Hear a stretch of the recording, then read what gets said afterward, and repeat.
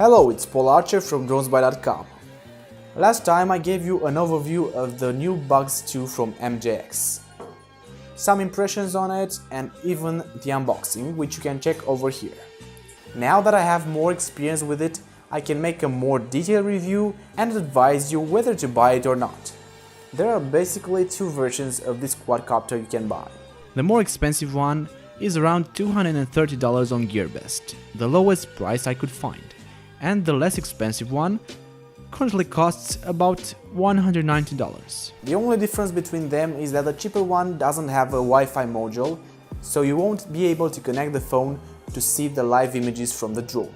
I personally think it's very important to see what you're actually recording, so I do recommend you buy the Bugs 2 B2W, W from Wi-Fi. You can find links for both in the description. I have a surprise for you though. You can use this coupon code or check it in the video description to get 18% off your order on GearBest. This means you'll get it for $40 cheaper, which will make it as cheap as $190. Let's get to the actual drone specs now. It can fly for quite some time. The official time is about 20 minutes, but I found out that I can usually go somewhere under 18, depending on how I fly. The range on it is very good for this price range. It's advertised to go over 1 kilometer, but I have never tested it over 400 meters because I just didn't need it. The good thing about it is that if it loses signal, it won't fly away like most drones under $200. But thanks to the GPS, it actually returns to home. Talking about GPS functionality, I have found that I constantly have over 12 satellites connected, and it's recommended to have at least over 7 for a secure connection. It hovers pretty stable most of the time in an area with a maximum range of 1, maybe 2 meters at most. But there are times now and then where it seems to be just doing large circles around. I'm talking 10 or so meters in radius. That usually happens when it's at higher altitude, but it's not really frequent. So if you want to let it hover and do something else in the meantime, make sure you raise it in a wide open area where there are no cables, trees or buildings around at least 50 meters. To cover all the most asked aspects of a drone in general, let's also talk about the camera. It's a 2 megapixel 1080p true Full HD camera. I'm saying true Full HD because many Chinese drone makers tend to get a 480p camera or 720p camera and upscale it to Full HD. MJX is a very trustworthy company in my opinion, and trust me, I wasn't paid to say this. The quality of the footage isn't very satisfying, it's good, for me at least. However, we must judge it for the price you pay. And at $190, I don't really know a drone that has all these functions, brushless motors, and a camera this good. I would have preferred it to have no camera, but only an action camera mount, so I can put whatever camera I want on it. I'll try to talk with the company and maybe make this model in the near future. If you want to stay updated, please subscribe and hit the bell notification button so you know when MJX will release new models. If you'd like a really good drone on which you can attach your action camera, the MJX Bugs 3 can be bought for around $100 now. Although it doesn't have GPS or that much of a range, but it's still an amazing drone to fly. You can find the link in the description.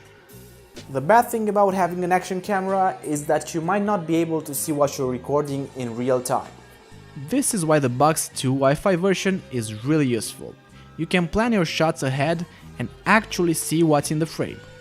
A big drawback of an unstabilized camera is the fact that the final video can be pretty shaky, as you can see here. However, with a few post-processing tricks you can stabilize the video and even add more likable colors to it. The Wi-Fi signal of the drone ends at about 100 meters. You can safely fly the drone after that range, but you won't be able to see the live feed of what you're recording. I recommend you keep it pretty much in sight for safety reasons. The controller is pretty basic and easy to use. It comes with a mount for your phone and an LCD screen that shows important information. You can check signal strength, battery level for both the drone and the transmitter, and that's pretty important, even though the drone comes back to the takeoff place if the battery is running too low. You can also check if you're recording or taking pictures and how many satellites you have connected. It also shows telemetry data, like the altitude it's at and the distance from you.